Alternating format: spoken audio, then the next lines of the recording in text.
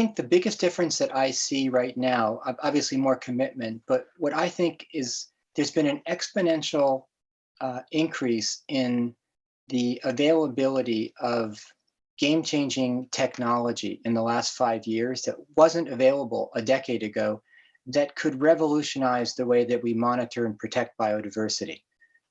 We have to know where it is, what's a threat, and be able to respond to it in real time to be able to protect it. So we could have a map of all the critical areas for nature conservation, but that's a map. And if you don't apply resources and if you don't protect it, and if you don't address the threats to those areas, then they're just polygons on a map.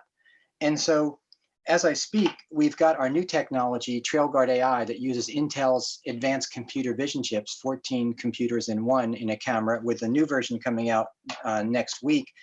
And we're in about 14 places in the world where we're monitoring everything. Those who followed the news this week, it should have gotten more headlines of India announcing they have 3,167 tigers.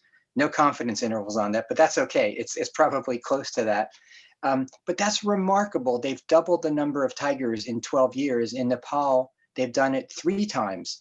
And we're able to now monitor tigers. We're able to monitor connectivity between reserves. But as tiger populations grow, we have to address poaching, but also human-wildlife conflict. And we now have new technologies like our TrailGuard system being used now to detect tigers when they get too close to villages and send alerts to people there. We mentioned invasive species. We also have technology now, detectors we can run for cats, rats, goats, pigs, mice, the typical fivesome that invades islands or sensitive habitats, and detect them immediately and send alerts to biosecurity officers to remove those invasives, because that's probably one of the major causes of extinctions in the very short term. And here's a piece, so that can scale. And that can make a huge difference. Or illegal logging. We have cameras now out in Ukraine to help address the illegal logging situations going on in the Carpathians and other areas. But the really mind-blowing change that's going to happen next year that people probably aren't aware of is Planet Labs, which is the world's leading low Earth orbit satellite company, is about to launch next year a platform called Tanager, named after the beautiful birds of the New World, that is going to be 12 hyperspectral satellites in space. And it gets to Debbie's point.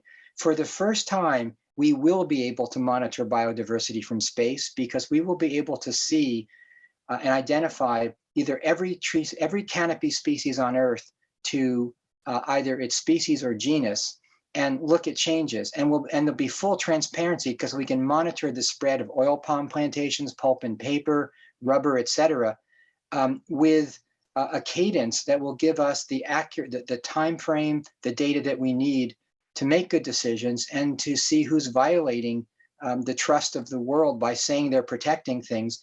It will also, in my mind, give us an opportunity to have the scientific basis and credentials for biodiversity credits in a way that we've never had before, because we can say what's where, what's still there, and how are we protecting it. And that's going to happen next year. And that's going to be, there'll be global ecology before the Tanager platform and global ecology after. That change is going to be so dramatic.